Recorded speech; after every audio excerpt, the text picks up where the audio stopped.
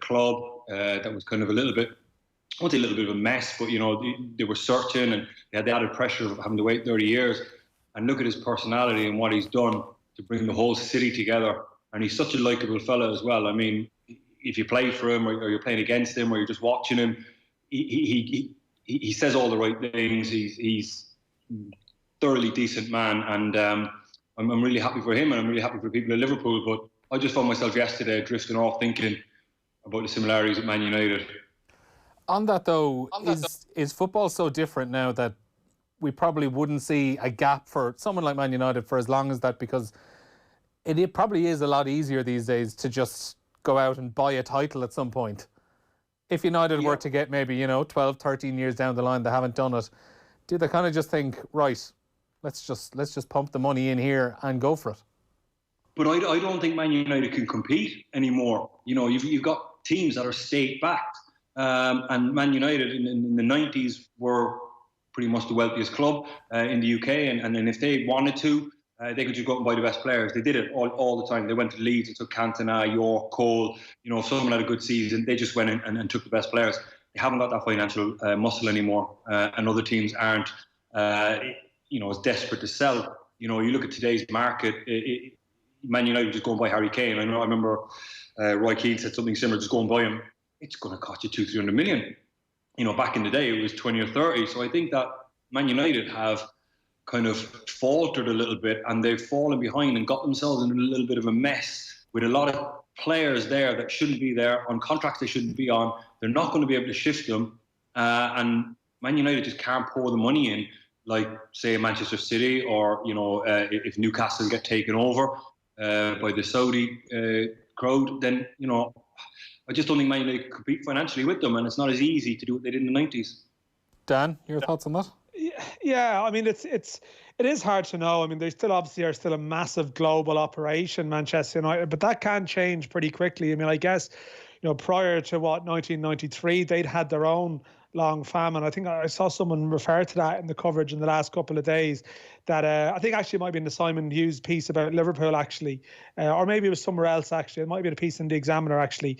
But, referring to, how it was almost unthinkable to, I think, Liverpool fans in 1993 almost, that a club could go that long, and then look what happened to them.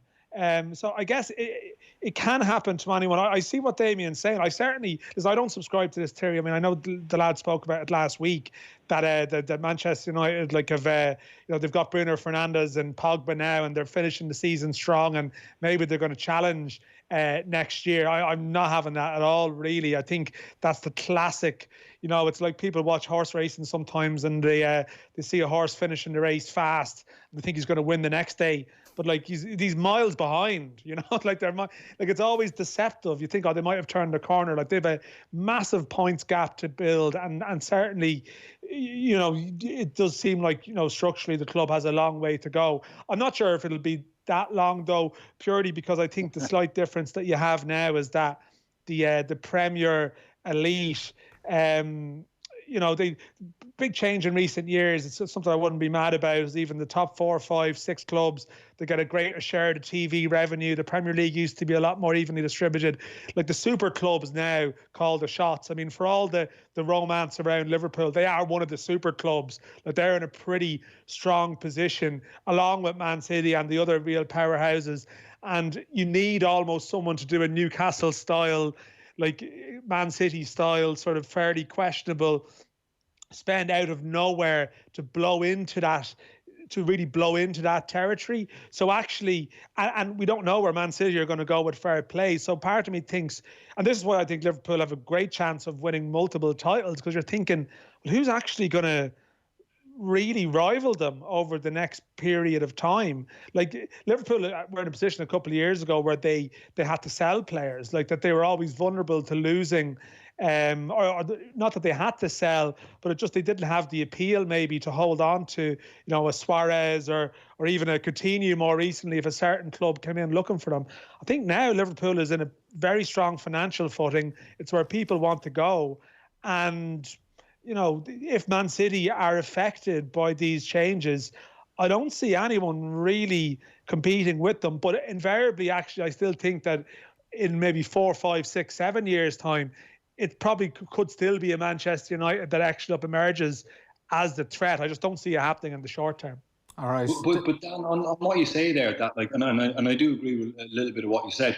It took a Jurgen Klopp type figure to come in and spend very, very little money. I think the net spend is somewhere in and around 100 million. And they had a lot of assets that they were able to offload and make money on. I know because Crystal Palace took Christian Benteke and Mamadou Sakho for the guts of 50 or 60 million. So he was able to offload those players, but it took a man of his personality and his charisma and his aura to walk in the door and have that feel about him of, I'm going to change the direction of this club, I'm going to change the direction of everything, and I'm the man that's going to do it. I just don't feel that with Solskjaer in charge, he has that in him. You know, there's a lot of players there. Could Man United move him? Possibly. They could make a little bit of money. But they need to be very, very shrewd in the transfer market as well. And I know that when Jurgen Klopp took that Liverpool job, he got the whole club on the same page. And the page was his page. Okay? These are the players that I want. This is the profile of the players that I want. These are the players that I want to get rid of. Whether they were good or bad. I mean, a lot of people say that, you know, Coutinho was a loss, but what he replaced them with the goalkeeper and Van Dijk, he made them better. Man United, I don't see the ownership, boardroom, director of football, or manager. I don't see them all on the same page. The club is operating a little bit independently, and I'd say there's things happening behind the scenes of that club that Solskjaer's not a part of. Whereas I don't think there's anything happens at Liverpool, and I mean nothing that Jurgen Klopp isn't on top of. And I'd say the director of football and the ownership there phone Jurgen Klopp before they make any decision, anything from transfers to changing the chef at the training ground. I mean, he will be in and all of that, and I just don't see Solskjaer having that type of personality, that type of charisma. And I think that Man United at the minute are not going to spend their way out of this. They've tried that for the last number of years. They've spent an unholy amount of money. They're not going to do it. They need to get someone in with charisma, with personality, that's going to lift the football club on its back, turn it around and say, right, we're going in this direction, and just take the whole thing with them. With regard to the second point you made there, Dan, about who's going to challenge them, I think Manchester City. It's going to be, Man United, Arsenal of the 90s for the next number of years. I don't think there's anyone else going to get in there. I think we're going to look for some fantastic title races the next 2-3 years. Liverpool have put themselves in a fantastic position financially, with have an awful lot of money to spend now because their net spend is so low. Their income is going to go through the roof with this Premier League win. So I think they're definitely going to be there for the next 4, 5, 6 years, or as long as Jurgen Klopp wants to stay. And I think, all things being equal, and Man City get away with this financial fair play thing, I think we're in for a good kind of neck and neck tough tussle there between these two for the next number of years, and I'm looking forward to it. Right. Yeah, I think. I think you want to cut me off a bit, Neil, but I just think like that depends on Pep, though, I think, as well, and how all things play out. Because I think we're on the same page about Ole, Damien. Like I don't think they're going. I think I think you do need a comparable, with Klopp and Pep. They both took time at their respective clubs to get where they wanted to be, and I just think that with Pep, the question is, when push comes to shove, and if things go against them with UEFA, is he prepared to tough it out? Because if not, I don't think anyone else is going to challenge them in the short term. All right. Well, I was just trying to jump in there, Dan, because we actually have one of your colleagues on as well. You made a joke a few minutes ago, maybe, about how it seems almost every GA writer in the country is a Liverpool fan. It's true. It's true. It's completely true. Not specifically a GA writer, covers everything, but your chief sports writer, Vincent Hogan's on the line. Because, Vincent, I know you're a big Liverpool fan. The reason I have you on today, you were on a pay-per-view with us last year, and you spoke about watching this current Liverpool team with your son. And you're somebody I thought about the other day, because you did speak brilliantly at the time about just how much it meant to you to be able to watch this current Liverpool team with your son and be able to enjoy that experience together. Yeah, Neil, I suppose it's one of the things that's allowed me have a real connection with my youngest son. And, the connection I have with my older son is motorsport. And, I did a lot of rallying when I was younger, and he used to come on the service van and he loved it. And the two of us also worked as marshals at the Abu Dhabi Grand Prix a couple of times. But with my youngest son, and I brought all my kids to Anfield over the years, trying to give them this, what felt like a sickness for a long time. And my two eldest son and my eldest daughter, they just really weren't interested at all. But my youngest son has absolutely bought into this thing. And what it does to you is you feel an incredible sense of privilege that your son actually supports the team because you did.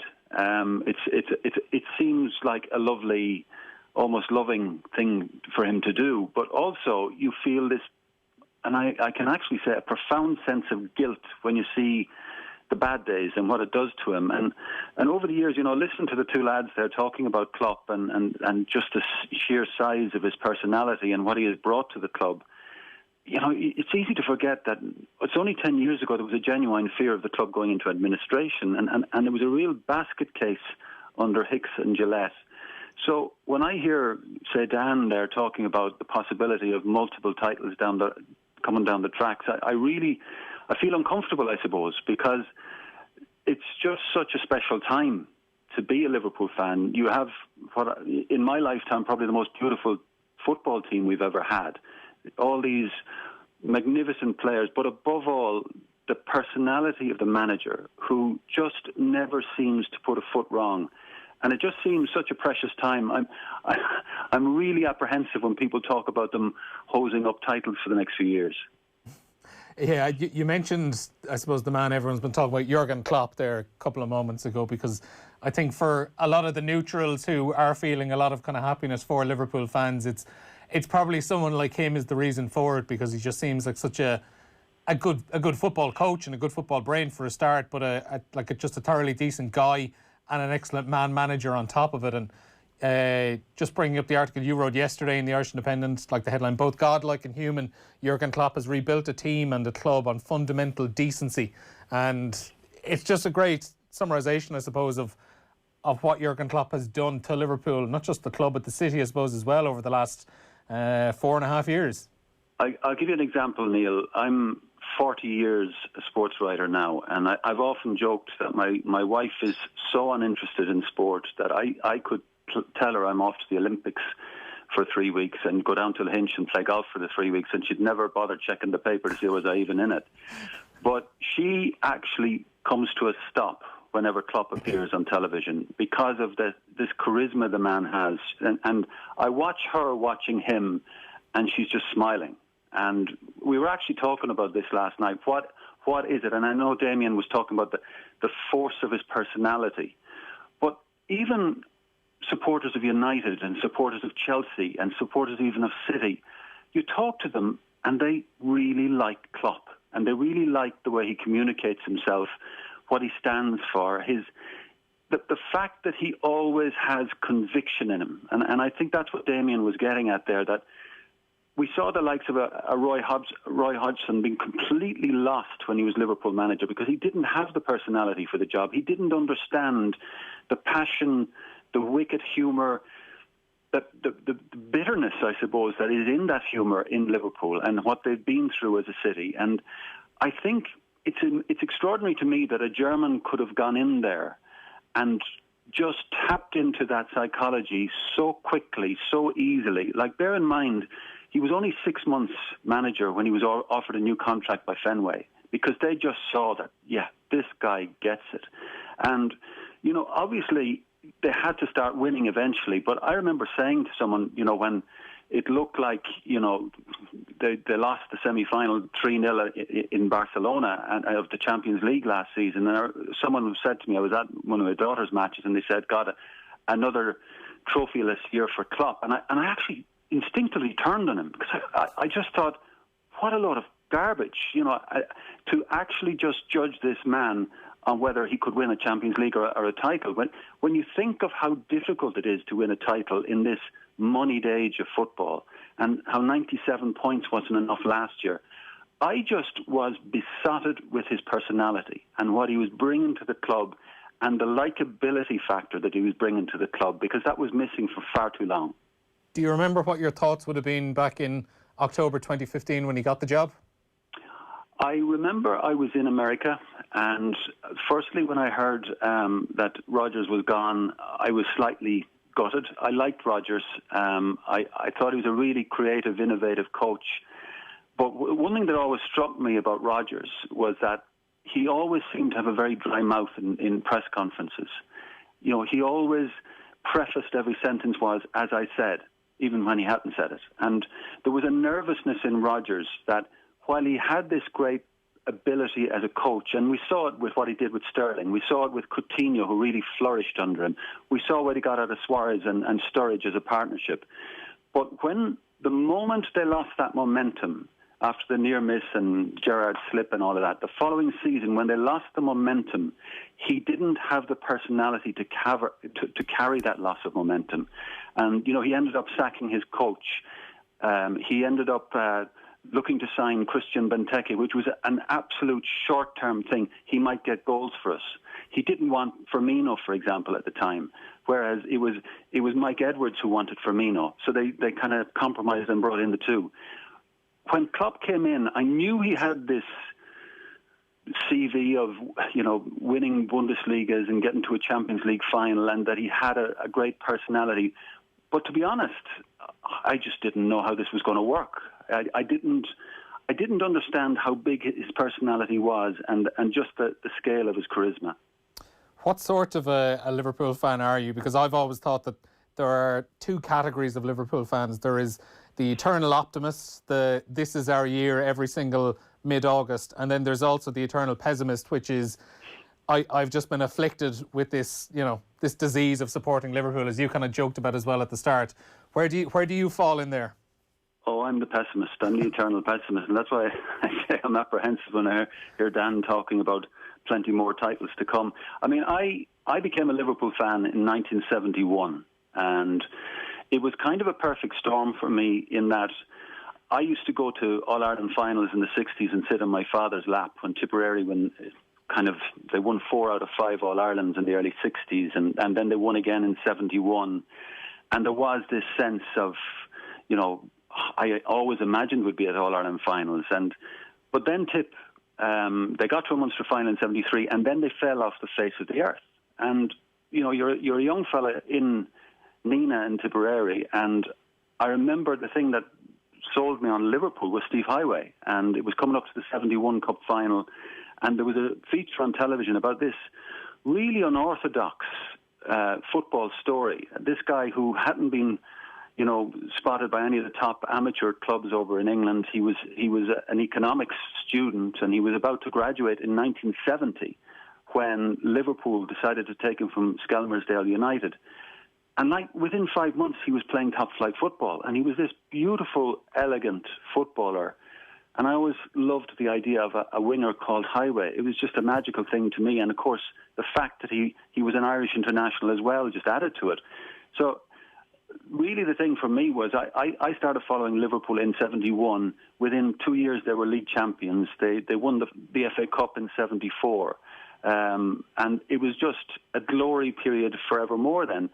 But once that stopped happening, I often wondered, would we ever get back to winning a title again, particularly when you saw the money coming into the game, the Cities and the Chelseas, and like we see Abramovich at Chelsea now seems to be interested again. They've started buying these world-class players. So I'm always, I have always been a pessimist, but it's very hard to be a pessimist in the age of Klopp. Certainly is, yeah. Finally then as well, you obviously mentioned your son, and you know you passed on, as we joked, what you call this disease to him. Did you ever regret doing that down the years when things were bleak? Did you ever just think, God, why didn't I pick up a different shirt, or was it Liverpool or nobody else? Oh no, look, I've always loved the fact that he's followed me as a Liverpool fan, if you like. But yeah, I'll always remember in 2014, the night of the 3-3 draw with Crystal Palace. I was working on Henry Shefflin's book at the time, and I was actually down in Wexford, and around midnight, my wife sent me a text, "What on earth have you done?" And I just, what on earth have I done? And she explained to me that Matty was in the front room absolutely inconsolable. And I felt such an intense level of guilt at that moment. But you know something, like, he's 22 now, and we try to get over to a match every year. We go up to the same pub, the Prince Harry. We have our few pints. And it's just something that I absolutely treasure. That day out that we give ourselves every year, a few pints before the game and after the game, and it's just a lovely connection to have. And even through the bad times, it was a lovely connection to have. But right now, I'm telling you, Neil, it's just such a wonderful time to be a Liverpool supporter. Damien Delaney, any chance you'd like to publicly apologise to Vincent Hogan's son for 2014? Really, the highs wouldn't be as high if the lows weren't so low. So I gave it a nice little low there, and that's why I've enjoyed this high. Exactly. Yeah. You played your part in the journey as well, Damien. You played your part in the journey as well. Vincent, it's been an absolute pleasure having you on the show, and hope you have enjoyed the celebrations over the last few days. Thanks, Neil. Thanks, lads. Take care. That's Vincent Hogan there, Chief Sports Writer for the Irish Independent. We'll have more on OTB Football Saturday coming up with Dan McDonnell and Damien Delaney after the break. Football on Off the Ball with Paddy Power. When you've done your hammer during PE with Joe, relax. The football's back. Gamble responsibly. See dunleary.net. Now, more than ever, supporting local matters most. And News Talk is coming together with local businesses and communities right across the country to champion green. Throughout July, we'll be joined by local business owners, from manufacturing to retail, and learning how supporting local can make a lasting difference. Like how spending just €20 extra each week for the next 12 weeks could amount to an injection of over €875 million for local communities. Let's all rise. Let's support local. Take the pledge to Champion Green now at championgreen.ie. And follow the movement on air and on newstalk.com/green. QuoteDevil.ie can save you money on your car insurance, van insurance or home insurance. QuoteDevil Home Insurance is so easy. Get a quote in just 60 seconds and purchase cover in 3 minutes. The Quote Devil's always got one hell of a quote. QuoteDevil Limited is regulated by the Central Bank of Ireland. Rediscover the joy of driving with a Volkswagen Assurance Plan. Enjoy our flexible and supportive 202 offers, like PCP finance from 0% APR, purchase contributions of up to €2,000 and payment deferrals. We even guarantee the minimum future value of your Volkswagen. Search Volkswagen 202 today. Finance provided by way of hire purchase agreement from Volkswagen Financial Services Ireland and subject to lending criteria. Terms and conditions apply. Visit Volkswagen.ie/202 for further information. Volkswagen. This Irish success story is brought to you by Guaranteed Irish. Who would have thought from humble beginnings in a small-town butcher shop in the 1880s that Clonakilty black pudding would be exported around the world today? Supporting 50 jobs in the seaside town of West Cork, this family business and its famous recipe has become a local treasure, putting Clonakilty on the global food map. Guaranteed Irish helps you support companies that are altogether better choices for our communities. So look out for it. GuaranteedIrish.ie. Altogether better. Harvey Norman is here to help. Our spacious stores have reopened with our team practicing social distancing to keep us all safe. So if you need it now, you can get it at Harvey Norman. A new home appliance to replace an old faulty one. Essential tech to stay connected. Or even a bigger sofa or better mattress to make staying home more comfortable. Shop safely in store or online with click and collect and home delivery available. We're here to help. Harvey Norman, your appliances, technology, furniture and bedding specialists. Go! The COVID-19 crisis is not over, but the efforts and solidarity of the Irish people means that we can now move to phase 3 of our reopening roadmap. As we begin to return to normal life, it is more important than ever that we all act responsibly and work together so that we can continue to get Ireland back on its feet. The most important things are the simple things. We must practice good hand hygiene and coughing and sneezing etiquette. Continue to observe social distancing and avoid crowds where possible. These are the main things you should know for the weeks ahead. 1. Face coverings will be mandatory on public transport and should also be worn in shops and in places where it is hard to maintain social distancing. 2. Travel restrictions in Ireland have been lifted, and we can now have gatherings of up to 50 people indoors and 200 outdoors. But non-essential international travel should continue to be avoided. 3. Many more businesses are now open, but business owners must make their premises safe for both staff and customers. 4. Please continue to work from home as much as possible. Use public transport only if necessary, and walk or cycle if you can.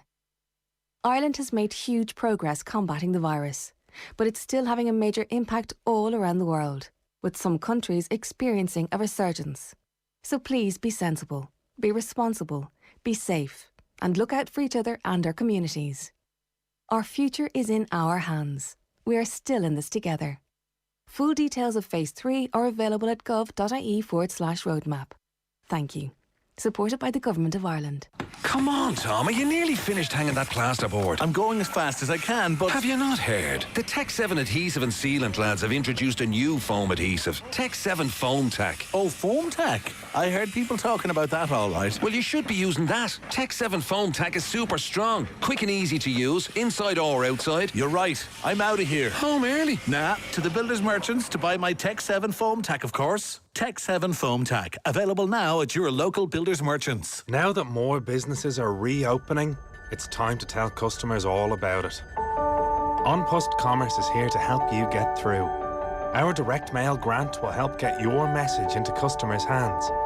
Hundreds of Irish businesses have already availed of this grant, and numbers are limited, so don't miss out. Get your free campaign, worth up to €1,000 at admailer.ie today. On Post Commerce, for your world. Terms and conditions apply. For the last few months, Suzuki dealers have been stuck at home like a lot of us. In Cork, Jane has broken her personal best for the 10K. And in Dublin, John has started yoga. But now they're back and ready to help you to get going again with unmissable offers across the Suzuki range, including the new hybrid Vitara. For more details, contact your local dealer. Suzuki, helping you get back on the road. Football on Off the Ball. With Paddy Power. When you've done your hammer during PE with Joe, relax. The football's back. Gamble responsibly. See dunleary.net. Yes, you're very welcome back to Off the Ball this Saturday. We are currently in the middle of OTB Football Saturday. Dan McDonnell and Damien Delaney have joined me on Skype for the afternoon. A reminder as well, we're streaming across all of our social channels at the moment. Just go to @OffTheBall across any of our social channels or check us out on the OTB Sports app. Get your texts into us as well on 53106. We'll be talking more about Liverpool and going forward. Can they create this dynasty now and, you know, add title number 20, 21, 22 over the coming years? Who knows? And also as well later on in the football hours, we will be discussing events here at home, how we're going to restart the League of Ireland, and I suppose a recap of the last couple of weeks since the Premier League resumed. But Dan and Damien, before Vincent came on the line there a short while ago, we were talking really about what Liverpool have to do now over the next few years to make sure that this isn't just title number 19 and everyone catches up to them. Damien, you know, both of you kind of got the impression it probably is going to be a two-horse race pretty much over the next few years. If Liverpool are to go on and push on now, where do they actually need to improve? For me, I think for them to compete in Europe year in, year out and to win Premier League, they need a touch more creativity in midfield. The midfield three is very, very functional. It's very, very... I'm not for a second saying that they're not top players. Jordan Henderson is fantastic at what he does. So is Gini Wijnaldum and Fabinho and Oxlade-Chamberlain. They're kind of the main four that are in and around it. When you look at teams like Manchester City, you know, who have a David Silva, a real, and that's where they, I won't say they got found out, but where they kind of got caught a little bit against Atletico Madrid, where they didn't have someone to open up that. Now that might require a shift in style, because while, you know, the biggest strength is that functionality, the high press, the 100 miles an hour tempo that they set, it is always that midfield three. So if they're to evolve, and I'm pretty sure the Jurgen Klopp will have thought of this, that they have to evolve, they have to improve, they have to get better, and it might require a certain shift in style. So it'll be interesting to see where he takes it, but that is certainly one area straight away. If they could get in a scheme or a proper little player that can unlock really, really tough defences, that will make them instantly better. Yeah, that is the tricky one, Dan. If you're to add that bit of star power into midfield, do you run the risk of losing a little bit of what is actually a really, really good and functional midfield at the moment? Yeah, no, it's a valid point. I mean, I think sometimes there can be a sensitivity in being critical about this Liverpool side, and and admitting that they might actually have some improvement to do. Like, I would actually view it as nearly a positive from their perspective, like that they still have that. Like you even look in the last 2 years, and I think where that creativity and maybe that midfield quality, it's probably shown in some of their away European games, where they've been found wanting. And it's funny, Vincent even refers to the Barcelona game, where they get turned over and then they have this incredible performance at home.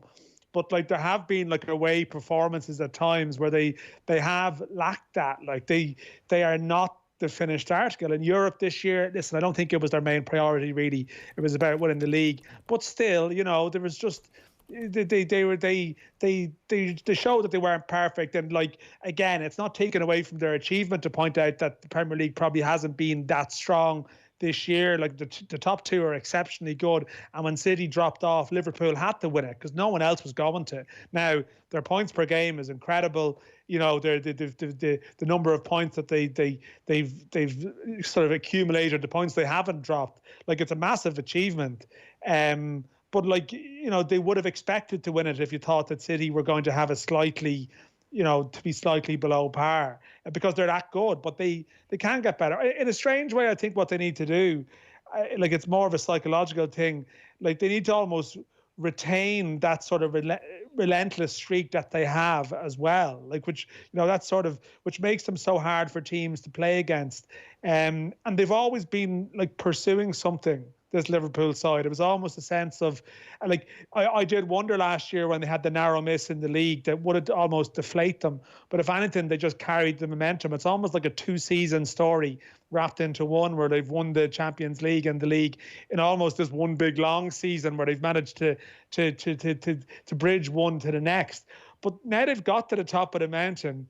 I think that's why people are so impressed and so confident about their ability to stay there. It's probably because of the manager that they have with Klopp, that you look at him and he seems to have that right balance of being popular with the players but demanding with the players, that it's hard to see them switching off. Sometimes Man City have won they would have been going for a 5th title, but they almost used to win it every second year for a while until they won the last 2.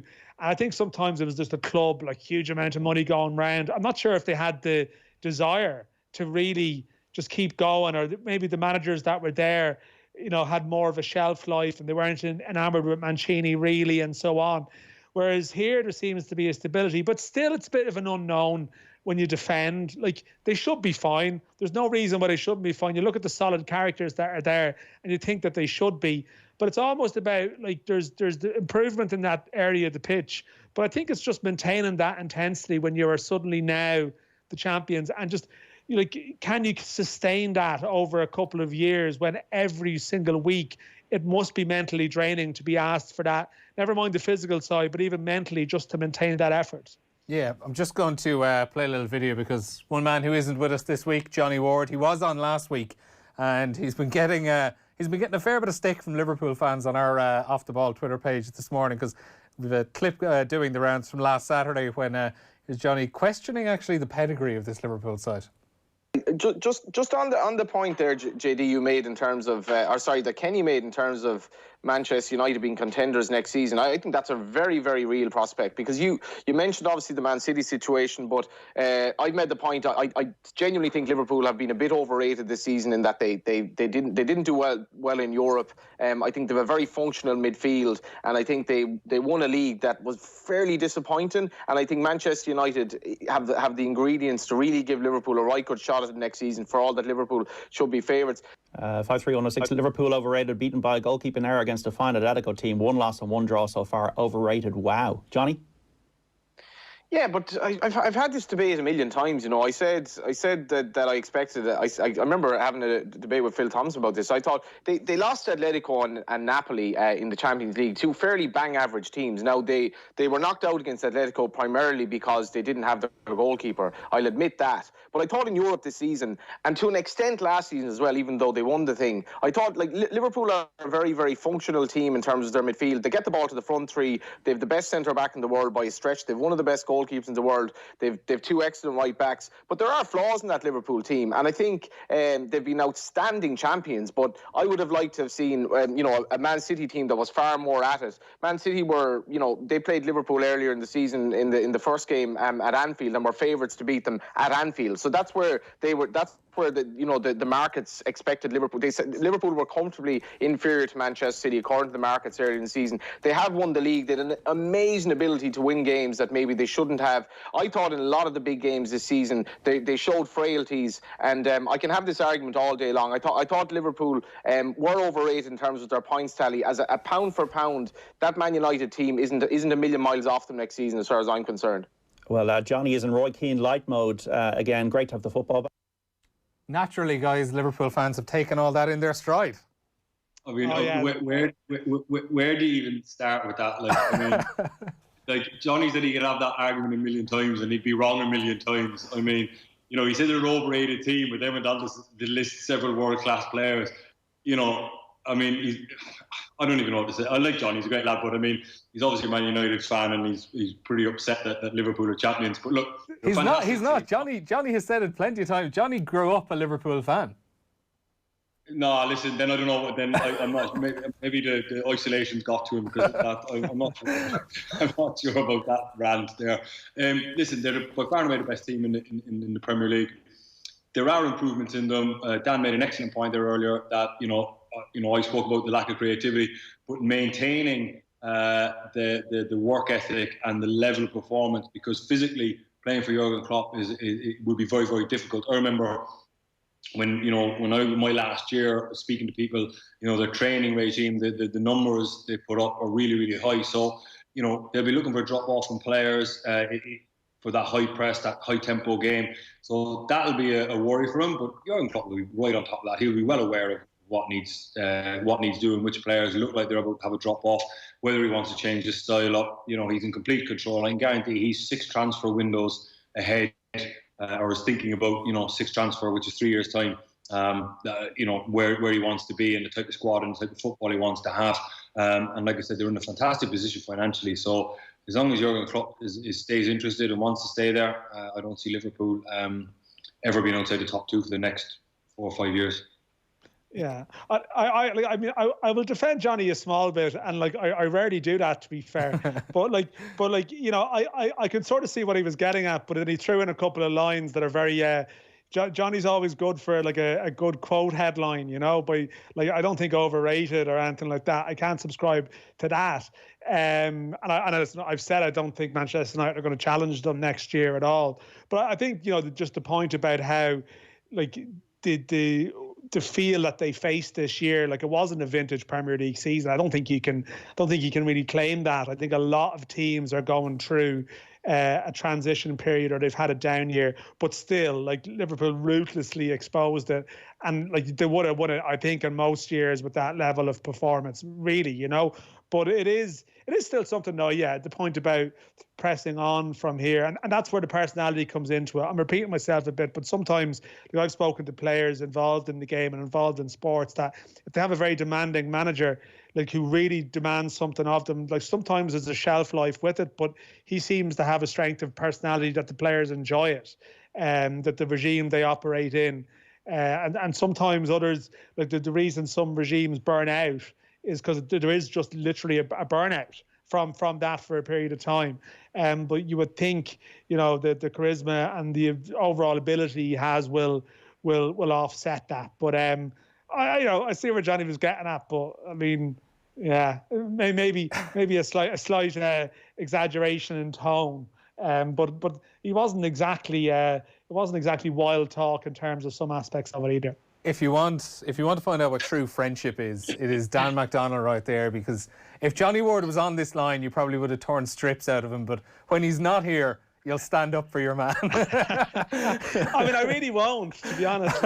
I would happily dig him most times, and I just think like he's getting pelters today over that clip. And I listen, the Liverpool fan base can be pretty sensitive at times, like most, Dan, stop. Dan, you can't. No, listen, you did your best to defend it there. Listen, I'm not labouring the point.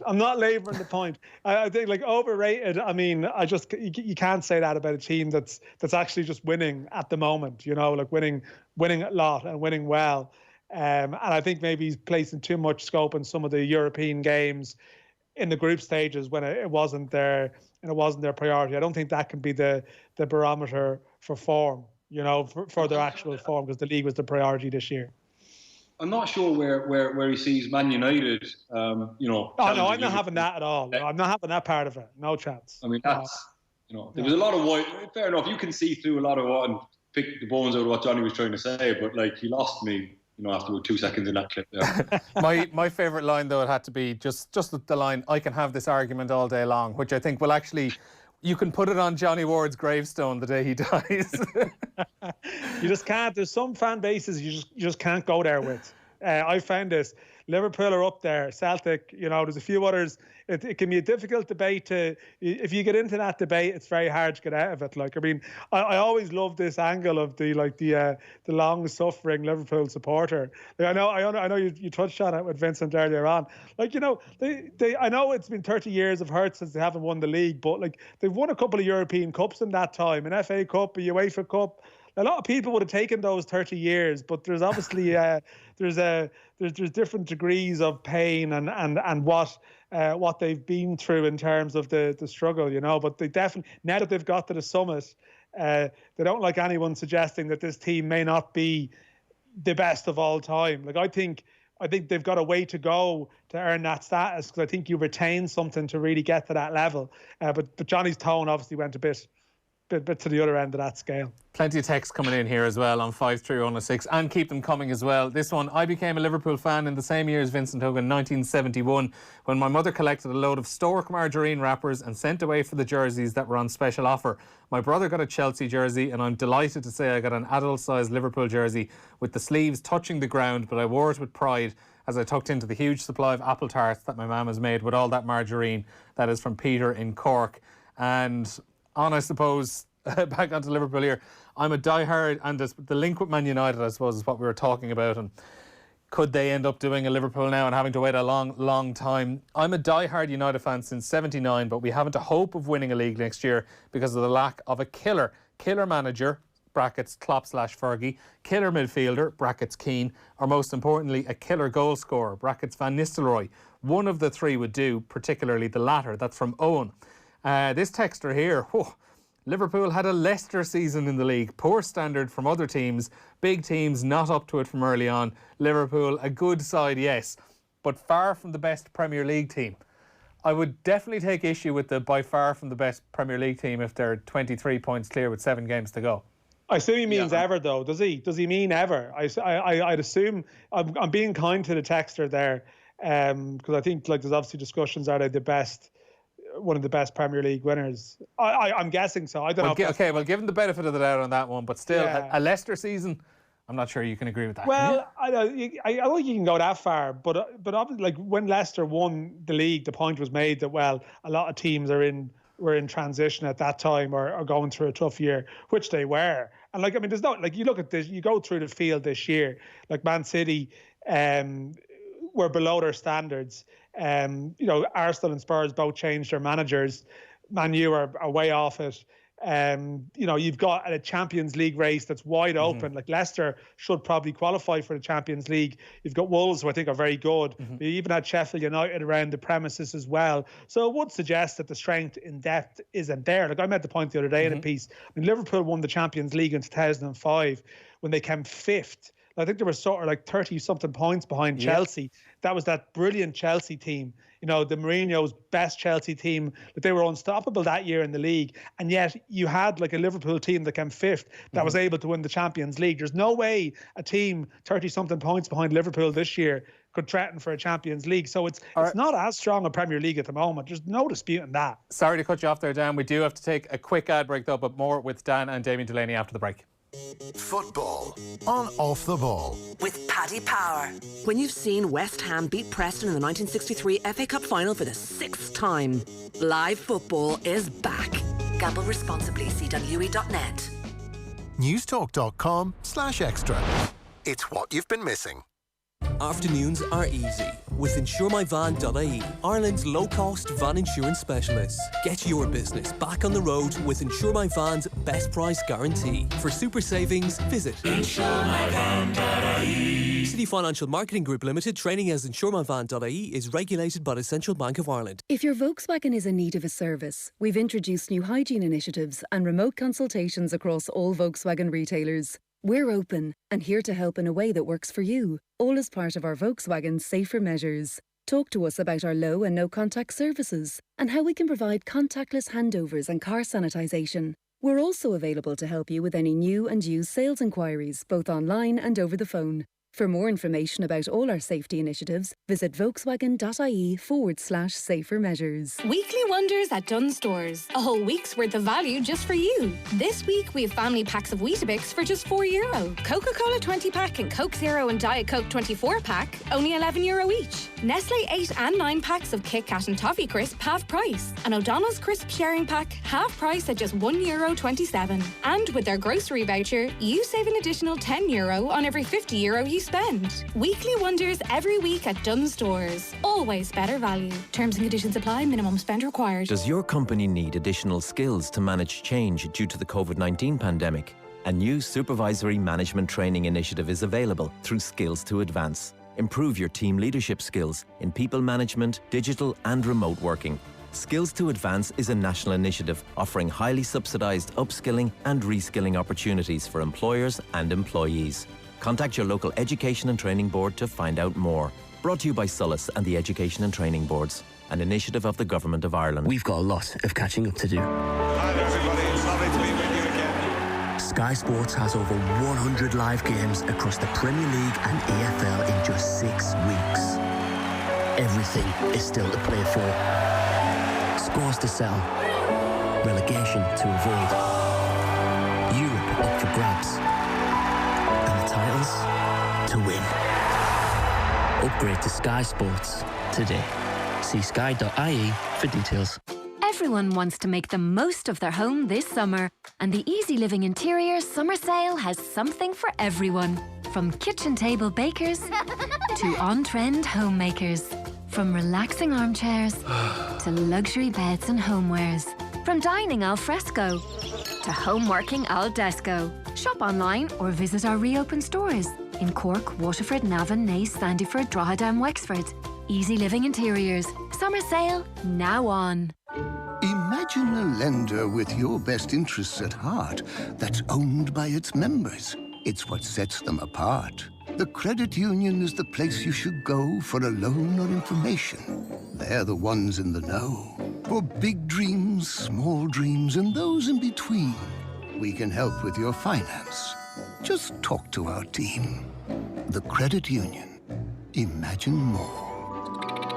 Loans are subject to approval. Terms and conditions apply. If you do not meet the repayments on your loan, your account will go into arrears. This may affect your credit rating, which may limit your ability to access credit in the future. Credit unions in the Republic of Ireland are regulated by the Central Bank of Ireland. Come on, Tom. Are you nearly finished hanging that plasterboard? I'm going as fast as I can, but... Have you not heard? The Tech 7 adhesive and sealant lads have introduced a new foam adhesive. Tech 7 Foam Tack. Oh, Foam Tack? I heard people talking about that, all right. Well, you should be using that. Tech 7 Foam Tack is super strong, quick and easy to use, inside or outside. You're right. I'm out of here. Home early. Nah, to the builders merchants to buy my Tech 7 Foam Tack, of course. Tech 7 Foam Tack, available now at your local builders merchants. For the last few months, Suzuki dealers have been stuck at home like a lot of us.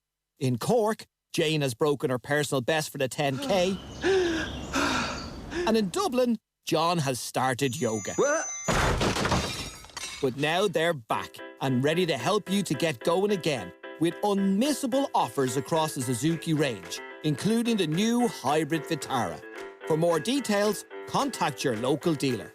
Suzuki, helping you get back on the road. Horse racing is back and it's on the telly, so you can experience it at home on your terms. Whether that's dressing for the occasion... Did you buy a waistcoat for the dog to match yours? Yep. Getting really into the lingo. Well, you know, this filly goes well on good ground and will really fancy this trip. Or watching with your mates. Is everybody on the call? So what do we reckon for the 4 o'clock, lads? And there's one thing we'll all experience together, the thrill of the final stretch. Get into racing at home on your terms. Go to hri.ie. Horse Racing Ireland. For every racing moment. Across Ireland. This is the IMRO Radio Awards Station of the Year. This is News Talk.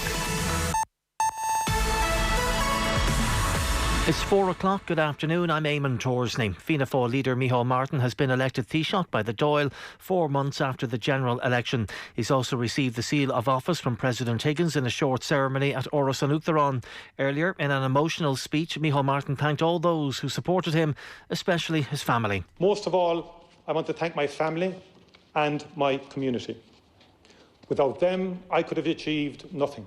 Taoiseach Micheál Martin has now arrived at government buildings where attention will turn to his cabinet appointments. From Fianna Fáil, there's likely to be positions for Michael McGrath in public expenditure and Dara O'Brien in housing. It's also expected Dara Calleary, Anne Rabbitte and Thomas Byrne will be appointed.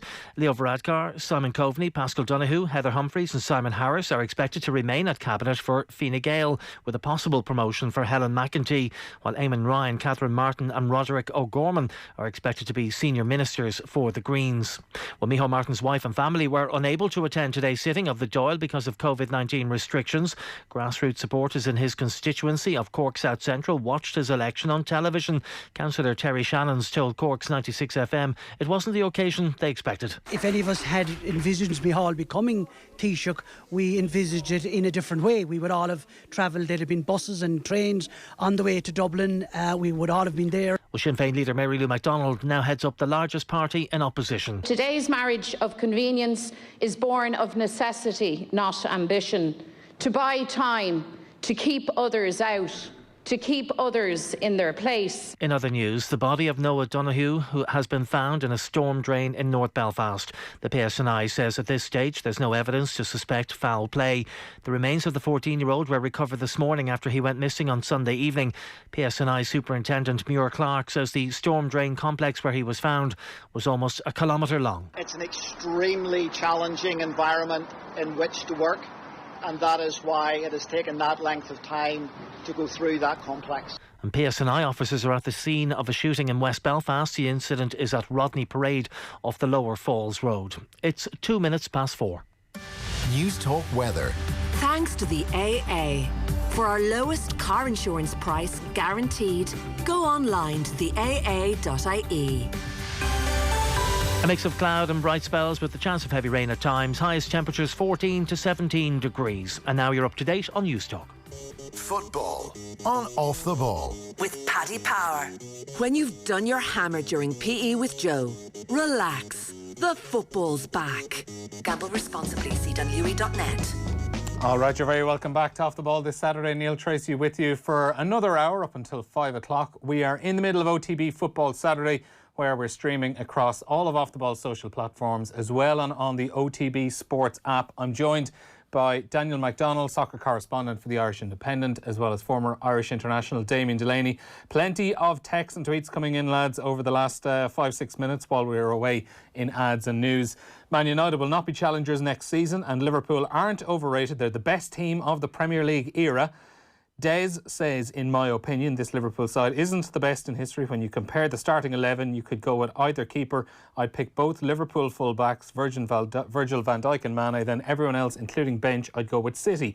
Liverpool, I believe, are in the top 5 starting 11s in Europe, but I wouldn't consider them the best team in England. However, they are by far the most informed team in the world. Another texter, if this was a poor Premier League season, why didn't Man City get closer? Wolves and Sheffield United stepped up. United and Arsenal were rubbish last year too, but nobody was saying it was a weak Premier League. The begrudgers need to get over themselves. I completely agree with that, to be honest. I mean, you can't say there's a poor Premier League season. You know, the points per game ratio is massive. They deserve every bit of credit they get. They can only beat what's put in front of them. I don't think Liverpool really care where you put them in the pantheon of great Premier League teams. You know, they've got what they've got. They've won their Premier League. They're in a great position to go on and dominate English football for the next number of years. The club is really extremely well run off the pitch. It's extremely well run on the pitch. They just need to maintain what they're doing now. And you know, fans can obviously argue over this greatest of all time stuff, but it makes no difference, to be honest. Yeah, they're the best team by a country mile in England this year. And a decent text in here. This one's for you, Damien. Afternoon, lads. Can you ask Damien if he ever played with anyone who was a passionate supporter of another club, or do players keep it hidden? And this, it says, is from a former Douglas Hall teammate. No name attached, though. Absolutely, players are fans. You know, I remember going to playing at Crystal Palace with Scott Dan, and he was a massive Liverpool fan. And Danzy always used to, not always, but he regularly used to score against Everton and Liverpool. And he used to say that when he get back on the bus, all his family were Everton fans, but he was a Liverpool fan. So when he scored against Everton, his family would be texting him, giving him grief and stuff. But he was a huge Liverpool fan. And I remember I think we beat Liverpool at Anfield. I think it was Klopp's first defeat when he first got the job in 2015 maybe. And Danzy scored the winner with about 10 minutes left. And he was kind of laughing afterwards. He was kind of sitting there, not disappointed, you know what I mean? But he was kind of saying, he wasn't ecstatic, let's just put it that way. But, he beat Liverpool and he was a Liverpool fan. Would you have ever been in a situation where maybe players' allegiances to other teams were kind of being brought up and put to them, maybe if they played particularly bad against them? No, nothing like that. You trust it when players get to that level, the professionalism, doesn't matter who they're playing against. They'll always give their best and stuff, but it was usually just a bit of crack afterwards on the bus. If someone had a poor game, and you knew that they were a Liverpool fan or whatever, you give them a bit of a going over, saying that you never played well against Liverpool and whatnot. But usually it was the other way around. If you scored against a team you supported, it was always just a bit of crack on the bus afterwards. I imagine then on the flip side as well, you probably would have played with players down the years who would have been fans growing up of the team they were currently at as well. And would you actually see how it probably did mean a little bit more to them? Yeah, maybe not. I don't think so. No, not anything I ever picked up on. I always thought that, players were ultra professional and did the best they could do, because once you get to a certain level, if you have that type of weakness in your mentality and stuff, or you have that those types of thoughts, you get kind of weeded out at a very young age and you don't get it. But if you get to a certain level, you are a winner and you have a good personality and you have a good way about you and you want to win at everything that you want to do. So, it was usually just a bit of jest afterwards as opposed to anything else. Another text in here as well. As regards Liverpool doing a Leicester, they're 20-plus points clear off the back of a 97-point season last year, including a Champions League win. And also, Dan, as well, that texter we'd been discussing before the ad break, wondering whether or not he was referring to Liverpool being the best team ever in the Premier League or just this season. He has texted back and he just said the word ever. Yeah, that does make a bit more sense. I don't think you can claim they're not the best team in the Premier League this season, to be fair. I just see people have different views on this. I mean, these are subjective debates, and they're great debates, but no one's really right or wrong. Best ever teams. I always, in any best ever debate, and I've had this at home or at any league, I think you have to win a couple for me to be in the best ever. You can have a team that's brilliant for a season, but I almost think, you have to win. You have to win a couple nearly back to back, or have a bit of a dynasty as opposed to one league. I don't think that's going to be a problem with this Liverpool team. As I said, I think they will win more. So, the debate will be properly had, I think, in the coming years. I just think they need to retain a title before they really enter it for me. But that's just personal preference. Some people will say, listen, if they have an outstanding season, then judge them and their legacy on that season alone. But I sort of think you almost need to dominate a decade to go into that best ever debate. You associate teams with an era. You think of Manchester United of the 90s as an era. You probably think of Arsenal in a way, although the two of them went toe to toe over a period of time. And it's probably City over the last decade in terms of volume of stuff won. I don't think it's going to be a problem with Liverpool, but I think they'll get there. But I think before you crown them as one of the best ever Premier League teams, I think they need to do it. Yeah, I think that's a fair enough and fairly rational point. Damien, one thing to go back on, and it was something you kind of touched on right at the top of the show, was if Manchester City for example, now, if they were to lose their appeal to the Court of Arbitration for Sport and they would be out of European competition for the next couple of years, obviously then there's the danger that they could lose a couple of big players. Like Kevin De Bruyne has pretty strongly hinted that he would be thinking about things if he wasn't going to be involved in the Champions League for a couple of years. How far are Man City off Liverpool at the moment? And if they were to lose a couple of players like Kevin De Bruyne, how far would they be off them then? I think Manchester City going into this year, and I think Pep was aware that something like this might happen, that with Vincent Kompany going and the problems he's had at centre-back with Fernandinho, he was aware that it was probably a rebuilding year. And you look at Rodri coming in centre midfield, it was going to take a year to find his feet. David Silva's last year, it would have been great if he could have won 3 in a row, but I think that he was kind of using this year as a stepping stone or a building block, to be honest with you, and they'll come back strong next year. The UEFA thing, Pep's the one they need to worry about, because all the players are under contract, and there'll be no clauses in there or anything like that, that they can leave, as long as the club pay them. And I think their pockets are deep enough where they still will be able to pay the current players. And once they pay them, it doesn't matter how much of a fuss they want to kick up, they can keep them. And they would certainly be under no pressure to sell them. So if someone, Kevin De Bruyne, says, I would think about leaving if I didn't get Champions League football, the club could slap a £200 million price tag on him. And if they could get someone to pay that, that'd be great. So I think the players are all locked up nice and tight, but the manager could always resign or could walk out or could quit or whatever it may be. Then you'd have a difficult job acquiring a top level manager without the lure of Champions League football for 2 seasons. And then if you bring in a manager that's not a massive personality, that's not, the king of the castle, so to speak, a lot of players there could run riot. It could be difficult for them. So it will be the manager leaving and who they could attempt to take the job. No, you'd always get, a manager to take a job with the money that Manchester City have. But would they be able to get an elite manager who Manchester City obviously would need to have to compete and win leagues in England? Dan, it is going to be really interesting to see what happens with that Court of Arbitration for Sport appeal. Yeah, no, it is. I mean, listen, I guess I haven't studied the case in huge level of depth, but certainly there is no doubt that UEFA need to look at this broader issue seriously. And I think we're so used in football, and in fact a lot of sports really, that we're used to an initial harsh punishment that eventually gets rolled back on appeal.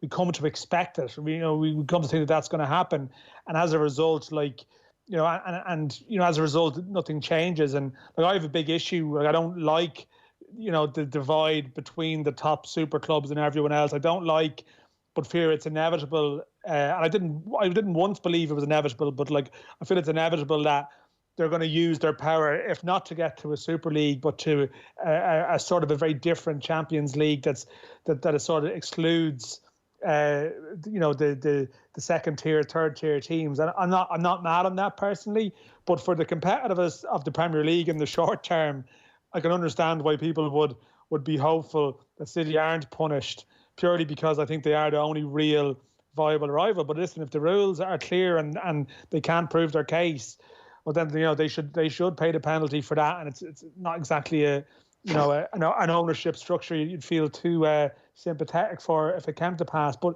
I think that's the problem. I think there is no doubt that the problem with City, the obvious defensive issues, there is that small, just that their players are just aging in certain areas, like Silva's at the end of the road.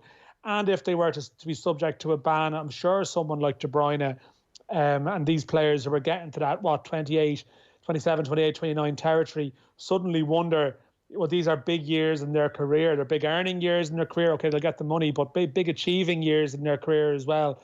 Do they want to be out of the Champions League? And even someone like Sterling, who's elite now. So that is the key probably to the next couple of title races, is that case. I mean, there's no other way to avoid it. I still think on a given 11v11 on a day, Man City are well capable of beating Liverpool. There's no doubt, but they're nowhere near at the level to have that application across the season, and that's why Liverpool have completely blitzed it. And City, for whatever reason, those deficiencies that are there in the squad, the ageing, maybe just a loss of that intensity and focus. That we've seen it. We've seen the points that they've dropped across the year that they wouldn't have dropped last year in that brilliant title race. I wouldn't be shocked. I wouldn't be shocked on a given day if they beat Liverpool if they all clicked, but they're not consistent enough.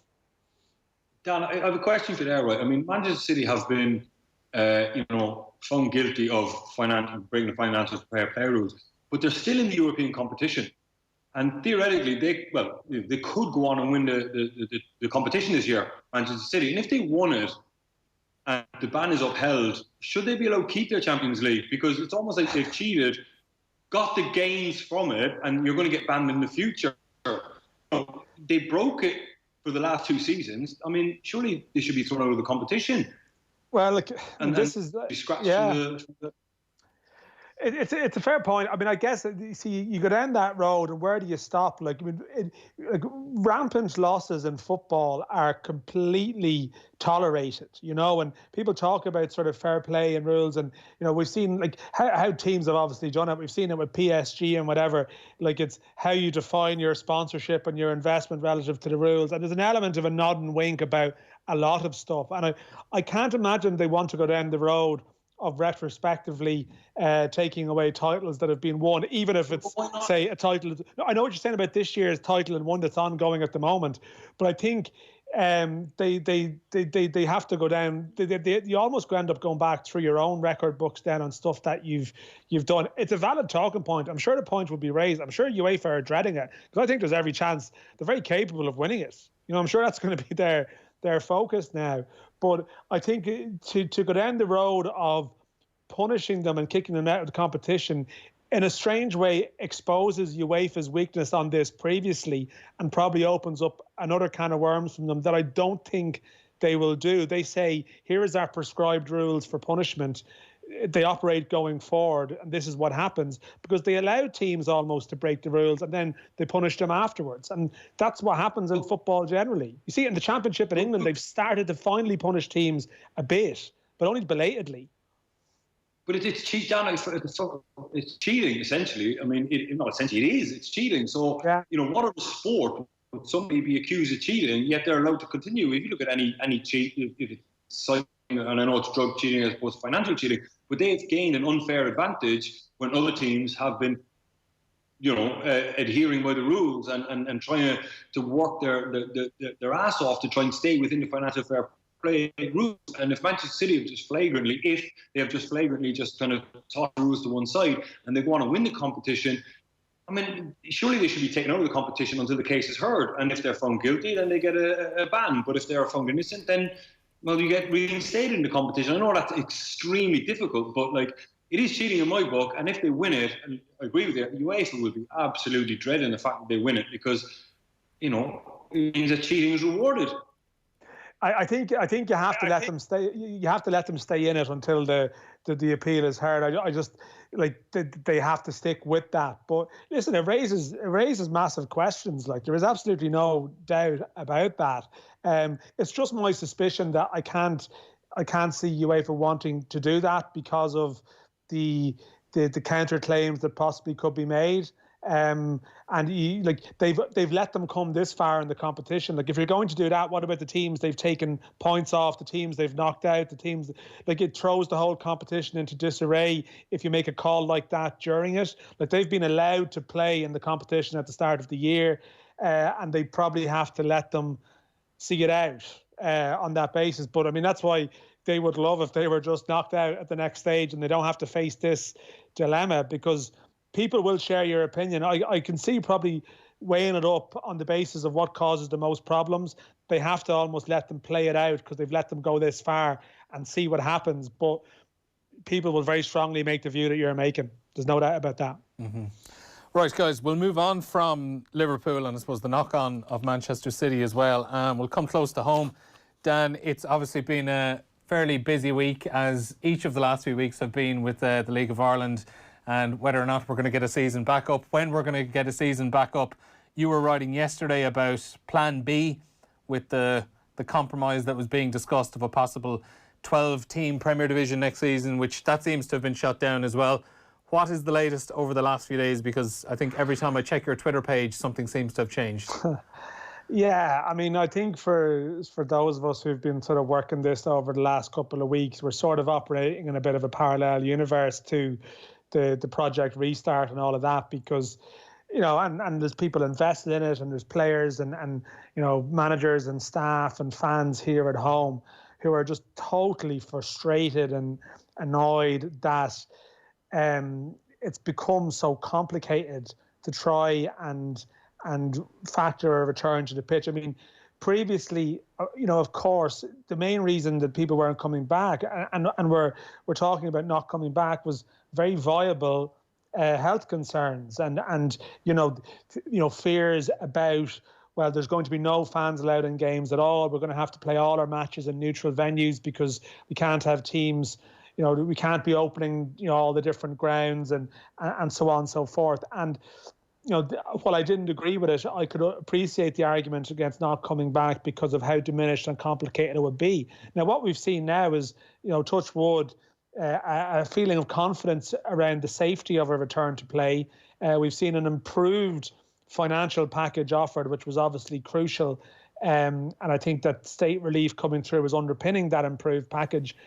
And yet now we're bogged down in a row around the format and the return to play. And there is no doubt that the self-interest of all 19 clubs is shaping their particular opinion on what should happen.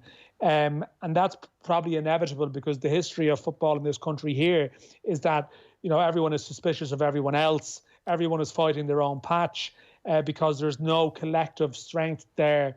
No collective sort of commercial TV deals there. It gives everyone a degree of security, so everyone's looking out for themselves. And, you know, we've had discussions in the last while here about, you know, should the clubs break away from the FAI, say. What we're seeing now is that it's very hard to see that working in Ireland because our clubs all want different things. So what we have in the situation, just to break it down for people, is that you have a broad agreement that the league will restart and that the season this year will be 18 games in length. That includes 4 or 5 games already played.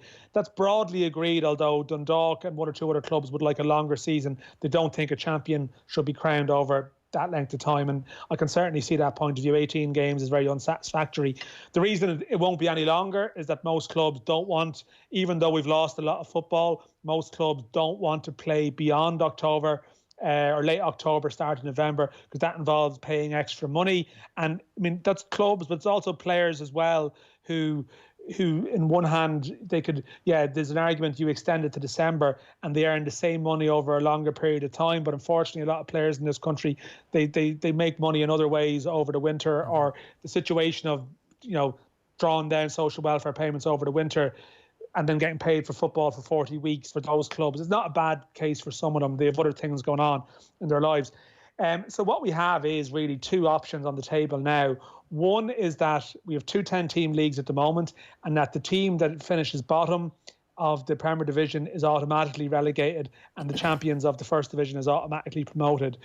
Some clubs wanted a playoff for the bottom team, but it seems that the option now is 1-on-1.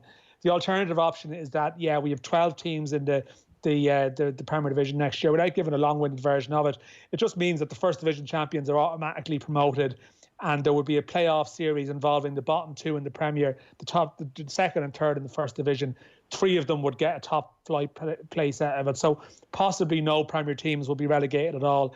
I like that one because there will be extra football matches to solve dilemmas, and my view is that they're football clubs that should play football games, and this season is a bit of a write-off, but at least giving some drama later in the year would be good. The counterpoint is a 12-team league is a bit of a shambles going forward because there's massive inequality. A lot of how do you fix that going forward? So I can understand why people would tune out of that broader debate. The fact is, clubs can't agree on what to do. The FAI wrote to them the other day and said, if you don't agree, we're going to impose the format. It's getting to the stage now where I can't see the 19 clubs reaching an agreement. So the FAI are just going to have to make a decision and show some strong leadership. But whatever they do, they will make some people unhappy. And that is going to be the next phase of this story, unfortunately. Should the FAI have stepped in a little bit earlier with that? If you can't figure out what you want to do, we're going to decide for you. Like, it feels like we kind of should have had an agreement on this quite a few weeks ago. Yeah, I mean, they probably should have, but they probably couldn't do that when the package they were offering financially wasn't very good. So it would have been hard for them to step in then and say, as they have now, that if you don't return, you will be relegated. So they didn't have the leverage, really, like. Not really, no. And there was a lot of stuff said in various meetings that that created stories around it. And like at one point there was a feeling that there might even be no repercussions if you opted against playing. Now I know that was disputed by people, but there's no doubt that was mentioned and discussed, and in various talks that happened. But that creates a situation where then you have no incentive to come back and play, and that struck me as bizarre, as a bizarre approach. And that now isn't in place, and I think that's correct. I think clubs who don't want to come back and play at the moment, I think the financial package that's on offer seems to be reasonable enough. I appreciate that this is a tough time for everyone, and people are going to suffer. They're going to suffer financial hardship of some kind. What they needed to do was limit that. I think the package that's there now with the prospect of fans coming back gives people a chance. And then you're into the territory of, well, hang on, what type of self-interest are we talking about here? Is it just a fear of relegation that is stopping teams from coming back? And that point has been made, and they have to accept it. Now, that point can be, as I said, that can be thrown at every team arguing something here. But as time goes on, I do think the view has come to the fore that we need to restore a season. Like every other league in Europe that is in a summer season is either back playing or has a date. We don't really, we're not anywhere near that at the moment. Sorry, we are near it, but we weren't anywhere near it a couple of weeks ago when all those leagues were in that position. I think we will get it actually resolved in the next couple of days, as much as it's going to be fractious. But the fact it's taken this long to get here is because of years of historic dysfunction. Like, we are just not equipped to deal with something like this because of so much that is wrong with our league that's been exposed by this. And you sometimes try and find the glass half full scenario from it, and I'm struggling. But I guess one way of looking at it is that it's been such a drawn out story in the public eye. That it has exposed how everyone is looking out for themselves in this league, and it should be the need to instigate a debate, to pull people together and go, we can't, God forbid, if we have something like this happening again, that they can't be this divided, but they are. And there's a lot of different factions, a lot of personality clashes, a lot of suspicion, and no real resolution. And the FAI have to show strong leadership, but they also don't have the credit in the bank probably to apply that, and that's something that they have to address as well too. Damien, how much are you looking forward to getting back to Turner's Cross at some point in 2020? Yeah, look, I think the FAI need to step in now. I don't know, I take your point there that it was maybe they should have stepped in sooner, but we didn't really have a plan of what was going to happen with sports events and stuff. But I think if you leave League of Ireland clubs, and my experience with them is clubs aren't going to agree on anything. The FAI needs to show some real strong leadership now, implement a format, implement results, be that relegation, promotion, and get a product back on the pitch, because that's all anybody really wants at the moment.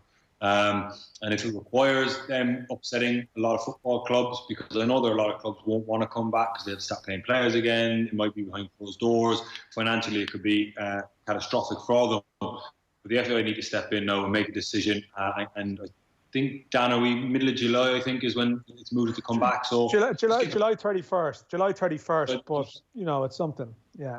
Yeah, but they need to come in now and just something and get us playing again, and get fans into it. Because if we missed out on a year of football in Ireland here, you might lose a lot of fans. I'm not saying the league would finish, but you might not get a lot of people back. There might be a lot of disinterest in it. I don't know, but they need to get something back, because we can't afford to not have a League of Ireland for a season.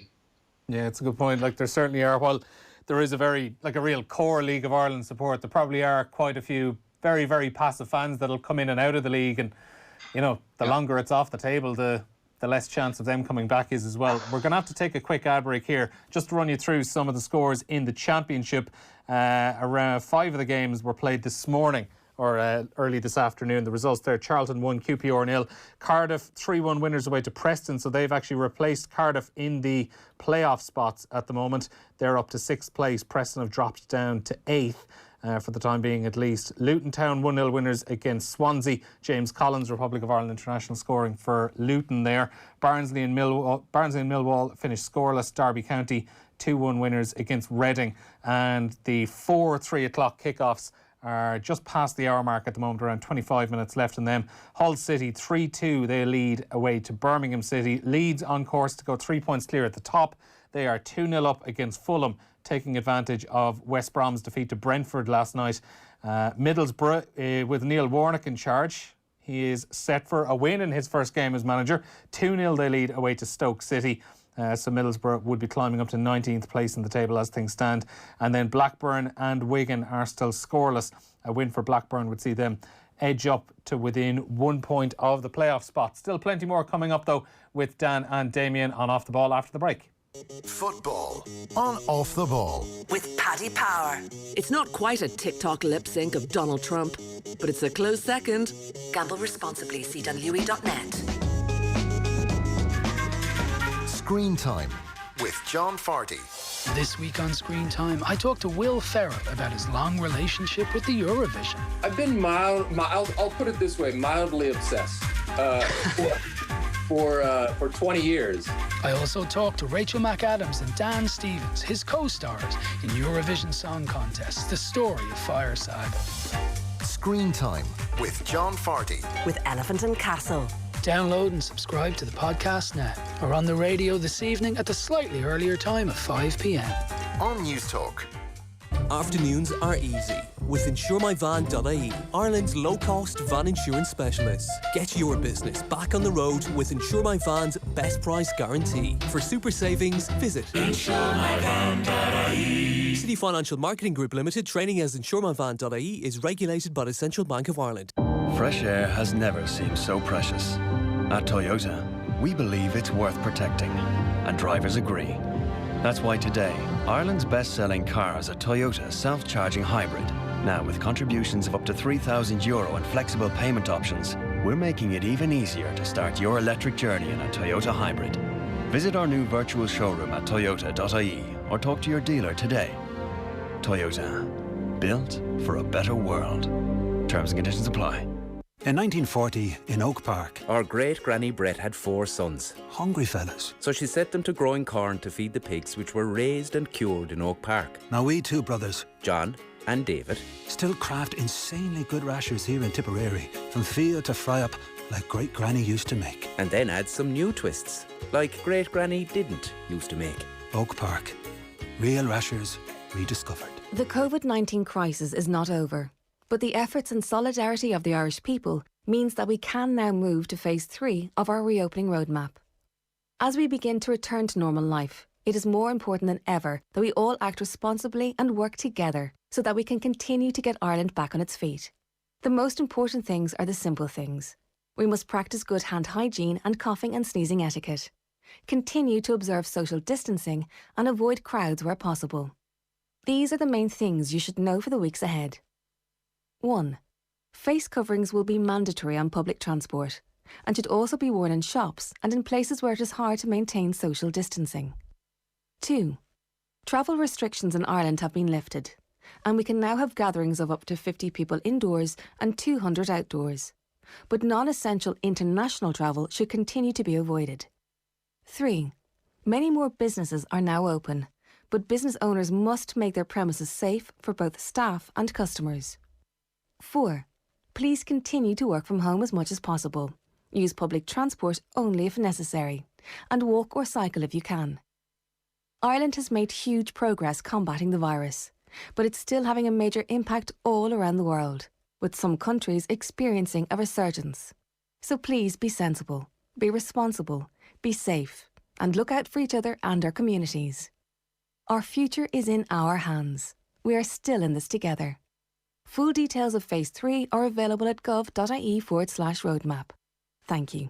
Supported by the Government of Ireland. At last, the deal is over the line. But what happens next? In this week's Sunday Independent, we bring you expert analysis of the challenges facing Ireland's new coalition government from our leading team of political writers and columnists. In sport, don't miss the second part of an exclusive interview with Roy Keane. Plus, Rachel Allen has some delicious barbecue recipes, and star names tell us their plans as the lockdown eases. The Sunday Independent. Real stories worth paying for in print or subscribe at independent.ie. Come on, Tom, are you nearly finished hanging that plasterboard? I'm going as fast as I can, but... Have you not heard? The Tech 7 adhesive and sealant lads have introduced a new foam adhesive. Tech 7 Foam Tack. Oh, Foam Tack? I heard people talking about that, all right. Well, you should be using that. Tech 7 Foam Tack is super strong, quick and easy to use, inside or outside. You're right. I'm out of here. Home early? Nah, to the Builders Merchants to buy my Tech 7 Foam Tack, of course. Tech 7 Foam Tack, available now at your local Builders Merchants. Horse racing is back and it's on the telly, so you can experience it at home on your terms. Whether that's dressing for the occasion... Did you buy a waistcoat for the dog to match yours? Yep. Getting really into the lingo. Well, you know, this filly goes well on good ground and will really fancy this trip. Or watching with your mates. Is everybody on the call? So what do we reckon for the 4 o'clock, lads? And there's one thing we'll all experience together, the thrill of the final stretch.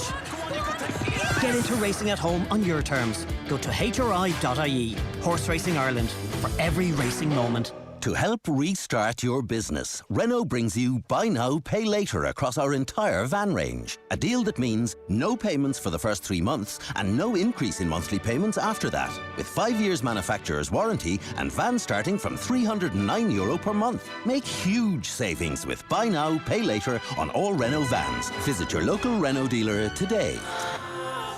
Offer is made under a hire purchase agreement subject to lending criteria. Terms and conditions apply. See Renault.ie. Football on Off the Ball. With Paddy Power. When you've seen West Ham beat Preston in the 1963 FA Cup final for the 6th time, live football is back. Gamble responsibly. CWE.net.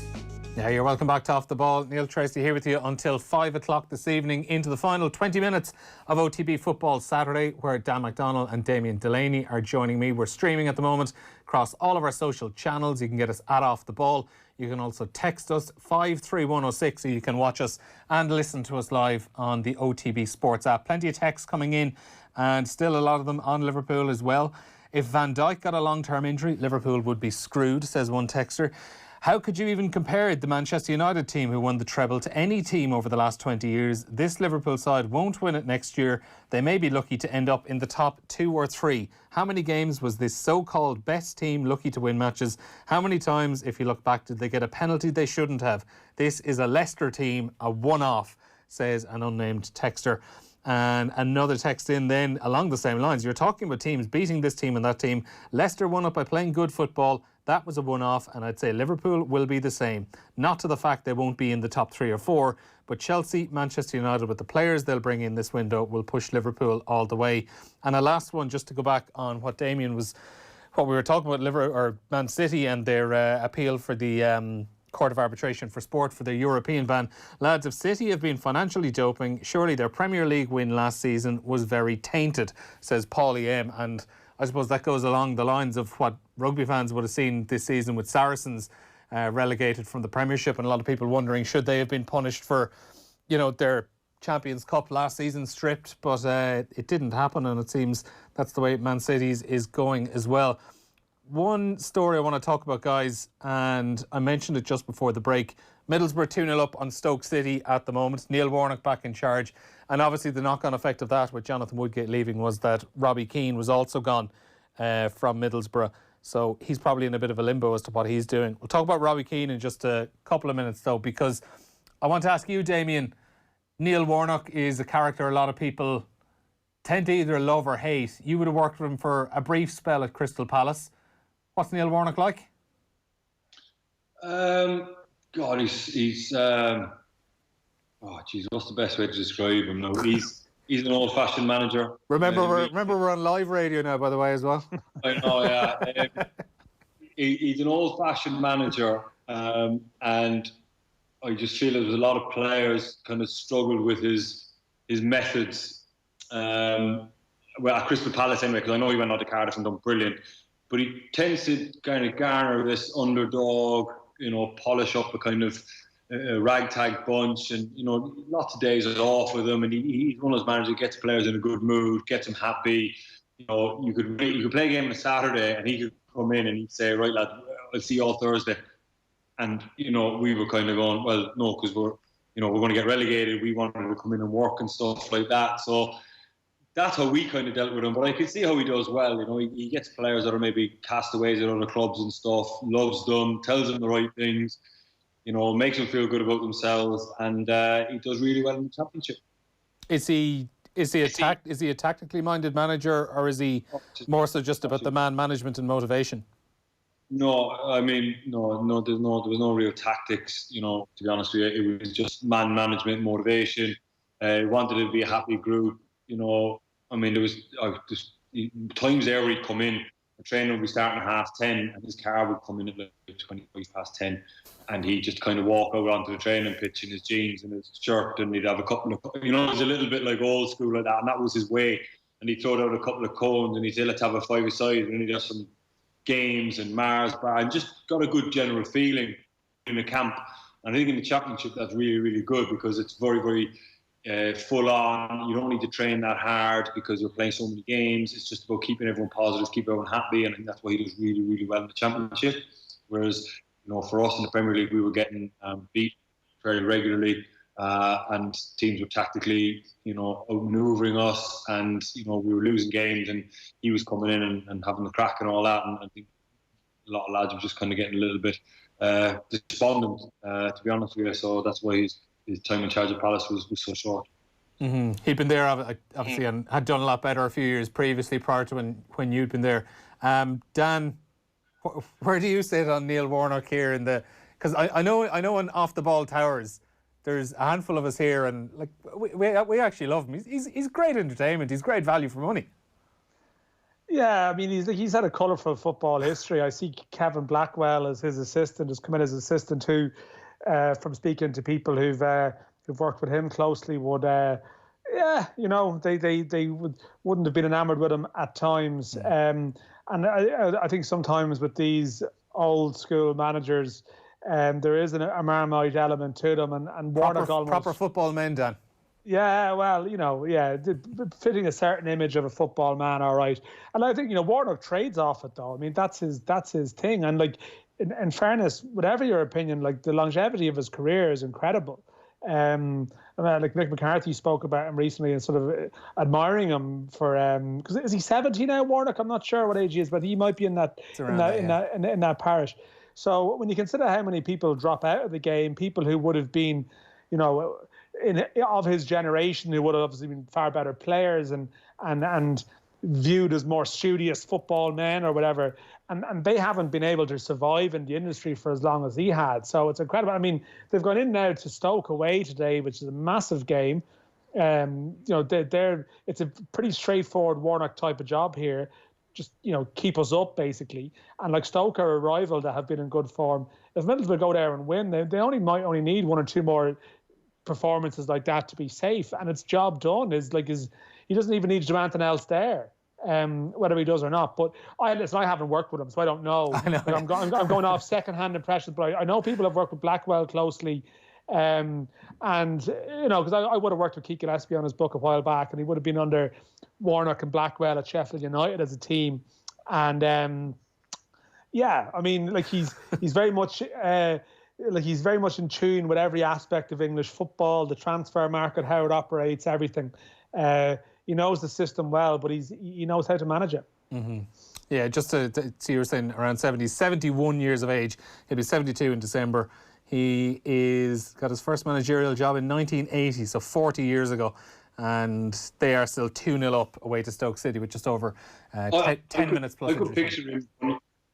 I could picture him going into that Middlesbrough changing room like this week, a relegation battle, and just walking in full of the joys of life, and just old school battering players, having a bit of banter with them, telling them they're, useless, what's the matter, why you got a smile on your face, Jesus, things aren't that bad.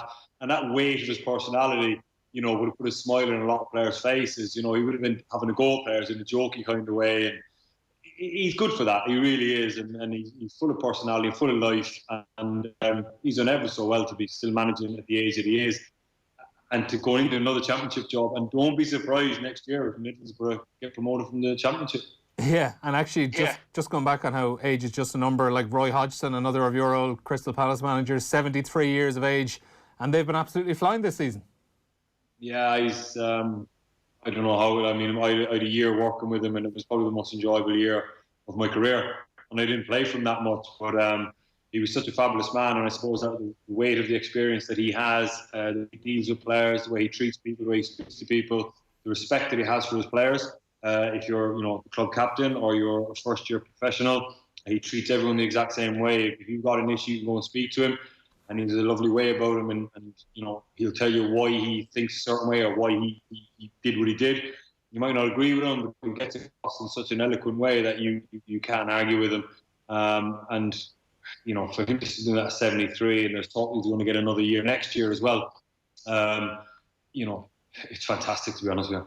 Would you have a few fears, though, that whenever he does decide, if he stays on a year, whenever he does decide to call it a day and retire from football management, that because he's had such a big influence over these last few years, that Crystal Palace could actually have a really, really difficult time for a couple of years? Because it's something we would have seen with a lot of clubs down the years. Yeah, and that's definitely a valid point, because he molds a team to exactly what he wants. He works on it every day. I mean, training with him can be very, very monotonous, very, very repetitive. It's all team-shaped, defensive structure, and he just drills it into you. 60 minutes a day. You might get like 2 minutes of five-a-side at the end of a bit of enjoyment. And if I remember, all his players would be like complaining, "Oh no, come on, can we have another 2 minutes of games?" And he'd say stuff like, five-a-sides are only good for picking up bad habits. You guys will do things in these five-a-sides that you wouldn't do on a Saturday. So I'm not going to let you pick up bad habits. So he'd let you have 2 2-minute games or even 2 1-minute games. And then he'd call the whole thing off, and he'd just say, discipline, work rate and concentration. So when he leaves and another manager comes in, because he has such a special way about him, it's very, very difficult for another manager to get the same out of a group of players, because they wouldn't have the same affinity for the new manager, or they possibly wouldn't, than they would for Roy, because Roy is so respectful to the players that, like, if you don't do your job or you make a mistake, he doesn't actually say anything to you. You genuinely feel bad because he's such a good guy that you genuinely feel like you let him down. That's kind of his MO or his management, really, is he just kind of gets in a player's soul, and players don't want to let him down. Mm-hmm. Dan, I drifted away from Middlesbrough there, but just to come back to it, obviously, Robbie Keane has left Middlesbrough now. He's, I suppose, still trying to figure out what has happened. I think we all are still trying to figure out what is happening with the FAI. Is that a bit of a crossroads?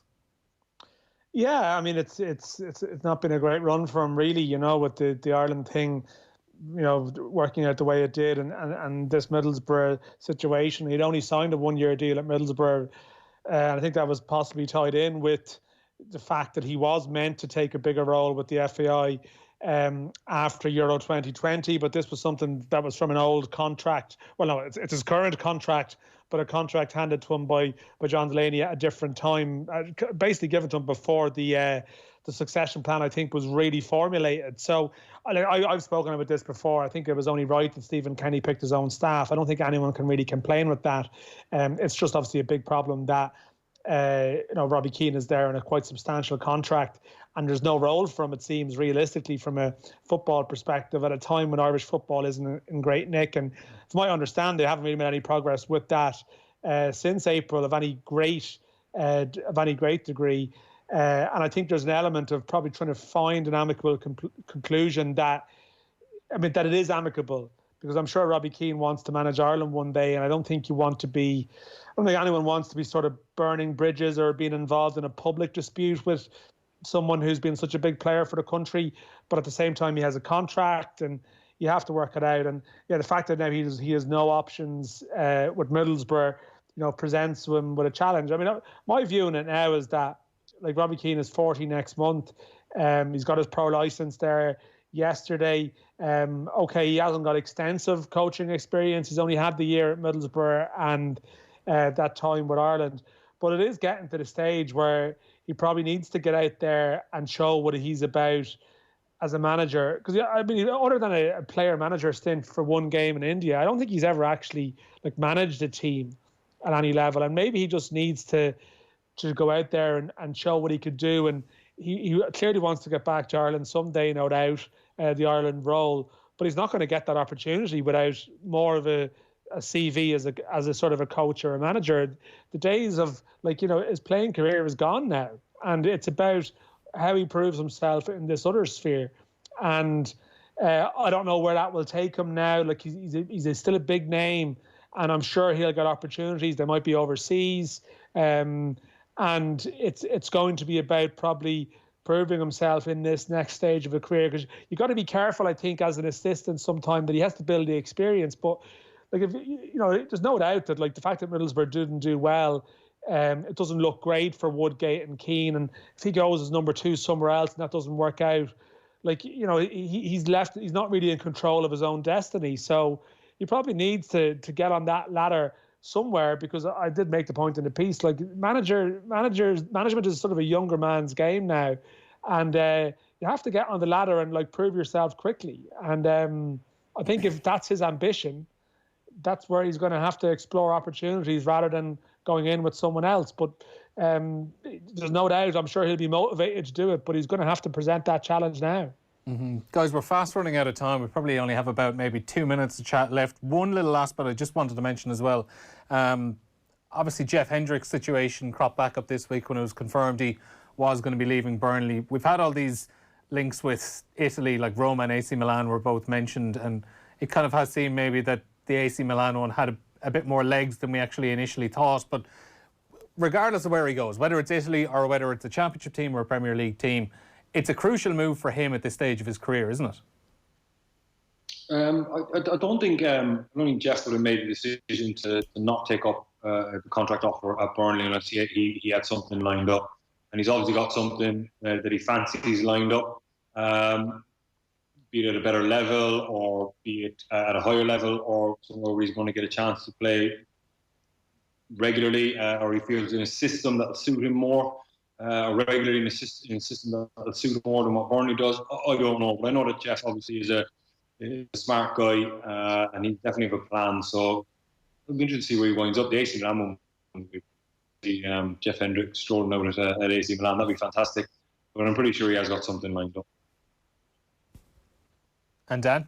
Yeah, no, he's in a great position this summer. He's 28. There's obviously a view of Jeff Hendrick in Ireland that's shaped by the fact that he hasn't played that well for Ireland in the last couple of years. But he started more games than he didn't for Burnley this year. He's an established Premier League player, and he's available as a free agent in a post-pandemic transfer market that clubs aren't going to spend that much. I think at the below the top clubs will still spend loads, and that's why the Milan link was definitely genuine, because they're looking around. People who play Championship Manager, they put in that that filter for free agents that are available, and Jeff Hendrick comes up as someone who's played a lot at a good level. So he is. I think he's waiting to see how the relegation thing pans out. The Premier League, that'll show what he's fully got available, but he could have stayed at Burnley if he wanted. And I agree with Damien, he knows he's in a good position, and who knows, there may be something in mind, but he'll be fine. He'll end up in a good place wherever he goes. Dan, Damien, pleasure as always. Thanks a million for joining us this afternoon. Thank you, Neil. Thanks, lads. There's Dan McDonnell of the Irish Independent and former Republic of Ireland international Damien Delaney with us on OTB Football Saturday. And that's where we have to wrap things up here on Off the Ball. Just to bring you back up to date with a bit of housekeeping business. Results from the Championship, not quite results yet, but heading deep into injury time. Now 3-3 between Birmingham and Hull. Leeds are 3-0 up on Fulham, so they are going to go 3 points clear at the top of the table. Middlesbrough 2-0, they lead 88 minutes on the clock away to Stoke City, who are falling back into a bit of